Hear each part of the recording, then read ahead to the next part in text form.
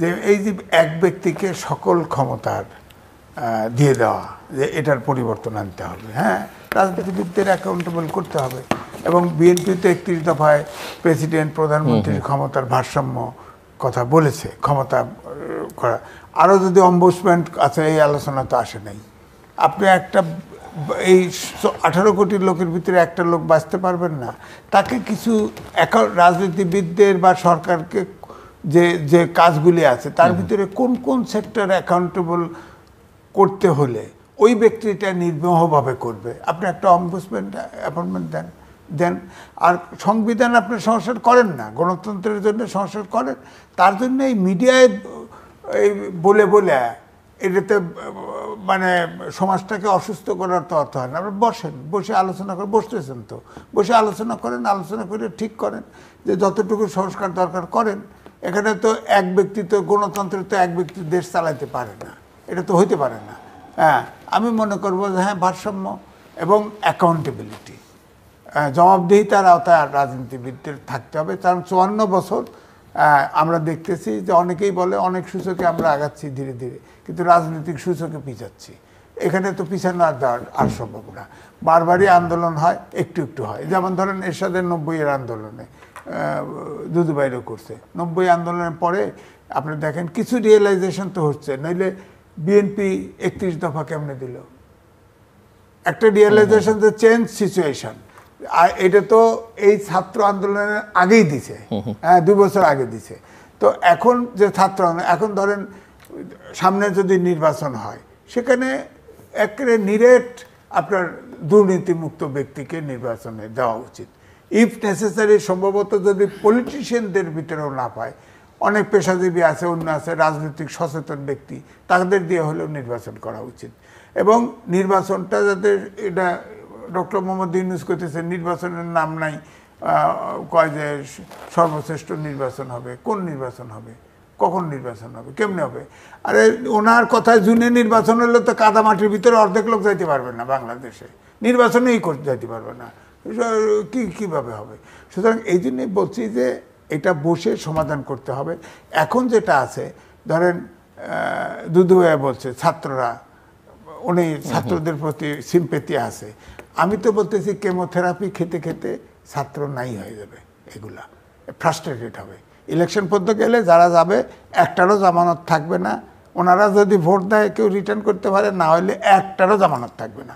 আমি দামের নির্বাচনে 3টে পার্টি করছিল না, কিংস পার্টি করছে না শেখ হাসিনা, বড় বড় নেতাদের দিয়া 300 সিটে ঘুরে ফিরে প্রার্থী ছিল, একটি প্রার্থীর জামানত থাকে নাই। খেয়াল করে দেখেন, একটি প্রার্থীরও থাকে নাই। এই ছাত্ররা ইলেকশনের শিডিউল দিলে ঢাকার থেকেই বেরোতে পারবে না। উনি 21শে পয়লা বৈশাখের কথা বলছে না, মঞ্চে যে কয়েকজন খাড়া আছে, ওই সামনে 30 জন বসে আছে। ওনারা তো হয়ে গেছে, তো বোঝা গেছে তো ছাত্র নাই তো আর। এখন ছাত্ররা নাই, ছাত্ররা ছাত্রদের সমালোচনা করে, আর ছাত্ররা ওই ঢাকা ইউনিভার্সিটির কয়েকটা হলের ভিতরে ঢুকে পড়ছে। এই ছাত্ররা নিজেদের কারণে নিজেরা ফিনিশ হয়ে গেছে। এই ছাত্ররা আর কোনো সম্ভাবনা নাই। শিক্ষা ব্যবস্থাটাকে ধ্বংস করে দিন না। শিক্ষা ছাড়া এই বিজ্ঞানের যুগে অন্য কোনো পথ নাই দেশ দাঁড় করে রাখা। আপনি যত গণতন্ত্র ভালো করে আনেন, শিক্ষা একমাত্র। আপনি দেখেন ইসরায়েল কয়টা লোক সারা বিশ্ব শাসন করে, কারণ এটা কিন্তু সবচাইতে বড় হচ্ছে তাদের প্রযুক্তি এবং শিক্ষা। হ্যাঁ, এটা মানতে হবে জ্ঞান, ইসরায়েল। যার ফলে দেখেন না, সারা মুসলিম বিশ্বের এই কয়েকটা লোক আমেরিকা থেকে, আমেরিকার 4 ভাগের 1 ভাগ বিশ্ববিদ্যালয়ে ভিসি হলো ইহুদিরা। চিন্তা করছেন লোক কয়টা, কয় লাখ লোক। হ্যাঁ, তো এই জন্যই বলছি যে এখন বিজ্ঞানের যুগে আপনি দেখেন, সৌদি আরবে আমি উমরা করতে গেছিলাম, বিশ্বাস করেন আমি কিন্তু দুঃখ হয়েছে।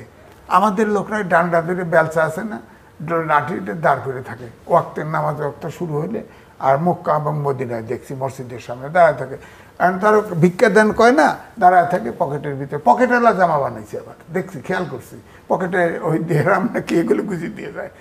আর শ্রীলঙ্কা, নেপাল, এমনকি মায়ানমার, তাদের সব লোক দেখেছে অটো মেশিনে বসে বসে পরিষ্কার করতেছে, ঝাড়ু দিচ্ছে।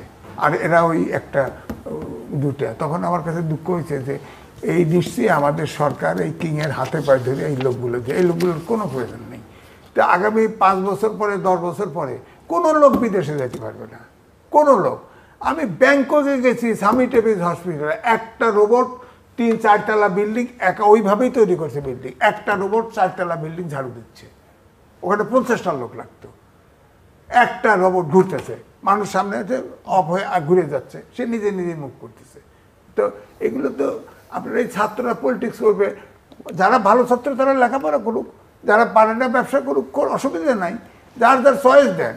এখন সব স্কুলগুলো সব যে সরকার চালানো, কমিউনিটি পুরা ছাত্র ব্যবস্থা যা সরকার চালানো ব্যস্ত। হ্যাঁ, আপনি বলেন, আর হিসেব করে 2% হলো তরুণ, সুতরাং এই ভোটটা আছে, 18 কোটি লোকের হিসাব করে। আরে তরুণ, আমার ফ্যামিলিতে 85 জন মেম্বার, আমার কথার বাইরে যাবেন না একটাও। ওই তরুণ নেই আমার ফ্যামিলিতে 40 জনের 45 জন আবার কথার বাইরে ভোট দেবে না। অন্যান্য দলের সঙ্গে রাজনীতির সঙ্গে তরুণরা আছে না, নাই আছে তো। এই জন্য বলছি এইসব রং হিসাবে। ডক্টর মোহাম্মদ ইউনূসও তার পার্টি ছিল নাগরিক শক্তি, তিনি পার্টি করতে চাইছিলেন না 111-এর সময়। তারপরে ক্লাসে অনেক ছেলে মেয়ে ফেরত গেছে, কিন্তু ওই উনি বিদেশ চলে গেছে। এবারে এই ছাত্র সমাজকে আমার ধারণা বিপদগামী করে গেল, দেশটারে বিপদে ফেলে গেল। আমার কাছে মনে হয় যে আপনি যে শেষে এসে ডক্টর মোহাম্মদ ইউনূসের সাহেবকে যে কথাটা বললেন, আসলে মানে সত্য যে ডক্টর মোহাম্মদ ইউনূস ব্যবসা, এনজিও এই জিনিসগুলো ভালো বোঝে।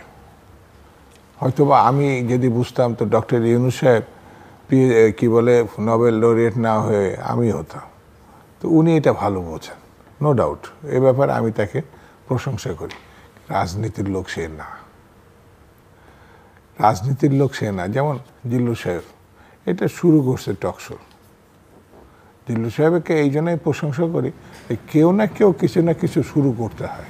এই টকশো এখন এমন কোনো টেলিভিশন নাই যে জায়গায় হয় নাই, কিন্তু প্রতিকৃত বলে একটা কথা। ডক্টর মোহাম্মদ ইউনূস অবশ্যই ধন্যবাদ পাওয়ার যোগ্য, কিন্তু তার ক্ষেত্রে, কিন্তু রাজনীতির ক্ষেত্রে তিনি কোনটা করতে হবে, কোনটা করা উচিত, এই জিনিসটা। যেমন সমালোচনা, আমি তার সমালোচনা যখন করি আমি নিজেই কষ্ট পাই যখন আমি দেখি যে তার প্রতিষ্ঠান 6 বছর কোনো কর দিবে না। এটা বাংলাদেশের ক্ষেত্রে এটা দৃষ্টান্ত যে একটা মাত্র প্রতিষ্ঠান তার যে যতগুলো ব্যবসা আছে 6 বছর দিবে না। তিনি কোনো গণতান্ত্রিক আন্দোলনে রাস্তায় ছিলেন না, কিন্তু মামলার অধিকারী ছিলেন। সেটা ব্যক্তি টু ব্যক্তি। আমরা ওই সময় তাকে জেলে গিয়েছিলেন নাকি আমি জানি না, উনি সাজাপ্রাপ্ত হয়েছিলেন। হ্যাঁ, 6 মাসের সাজা হয়েছিল। হ্যাঁ, জেলে যেতে হয় না, আমার যেতে হয় নাই, 6 মাসের সাজা হয়েছিল আপিল করার শর্তে। না, আমি আপনাকে বলি, একটা জিনিসের সঙ্গে শেখ হাসিনার সঙ্গে ডক্টর মোহাম্মদ ইউনূসের সাদৃশ্যতা পাওয়া যাবে, সেটি হচ্ছে শেখ হাসিনা ক্ষমতা আসার পরে তার সবগুলো মামলা কোর্ট কর্তৃক আবার নানা কায়দায় তিনি এটা বাতিল করেছিলেন। একই মামলা বেগম খালেদা জিয়ার সঙ্গে ছিল, কিন্তু একটা মামলাও যায়নি। এমনকি সেই সময় আইনমন্ত্রী স্পষ্ট করে বলছে যে বিএনপির মামলা বাতিল করার জন্য আওয়ামী লীগ ক্ষমতায় আসেনি। কিন্তু ডক্টর ইউনূসও ক্ষমতায় আসার পর তার মামলাগুলো গেছে। আমি মনে করি সেই মামলাগুলো অন্যায়ভাবেই দেওয়া হয়েছিল, কিন্তু পদ্ধতিটা তো ক্ষমতায় আসার পরে হয়েছে। তাহলে আমাদের যে 60 লক্ষ মামলা আছে, 2.5 লক্ষ 60 লক্ষ আসামি আছে, 2.5 লক্ষ মামলা আছে, তাহলে ডক্টর মোহাম্মদ ইউনূসের কাজটা কি? এটা আমার কাছে মনে হচ্ছে যে এটা তো গণতন্ত্র